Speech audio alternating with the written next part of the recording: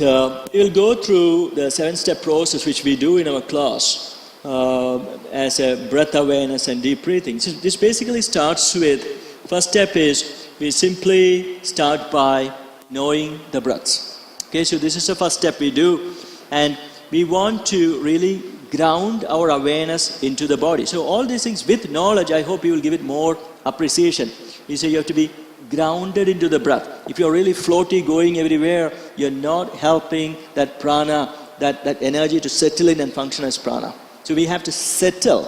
And for that settling, initially we use a counting method. We simply count the breaths. The counting is to ensure that we are settling into the breath over and over and over. So after a time, you can drop the counting once you find that your mind is really settled into your body movement, which is breath. Once your mind is really settled into your body, without judging the body, without any stressing thoughts, then prana starts to get generated. Okay? That energy settles, the vata settles, and prana immediately starts to replenish. Okay? So that is the first phase, simply knowing the breath. Because we operate on the idea of, I have to get it.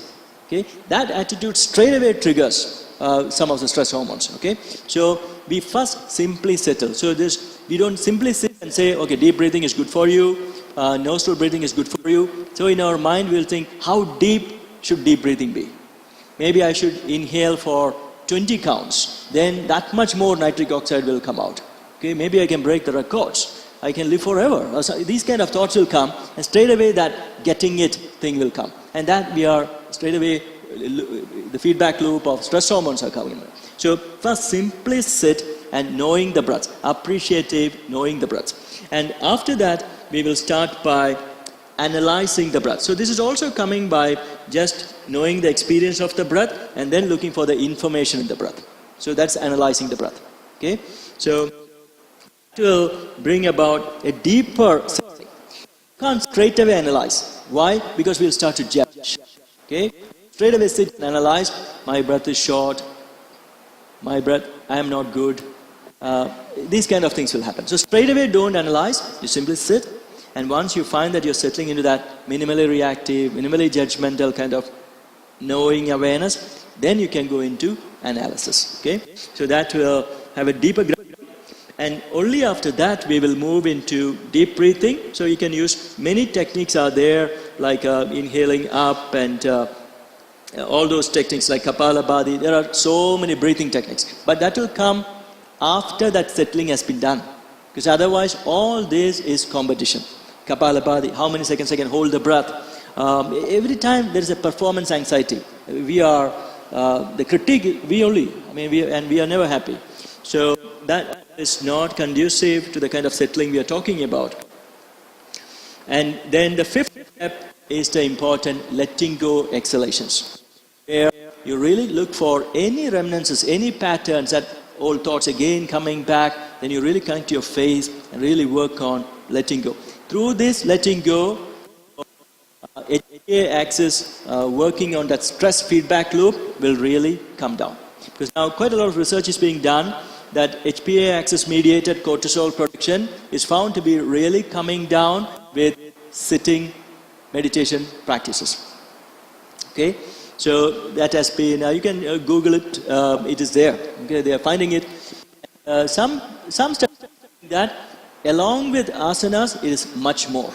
Okay? So you don't have to think that only sitting is needed. If you apply the asana in that non-judgmental way, it can really help. So this is an important part, and you will find a resistance in you to let go. You will think that 2 minutes of just letting go might not be so exciting. Okay? But that's extremely important to set that HPA axis, that mechanism.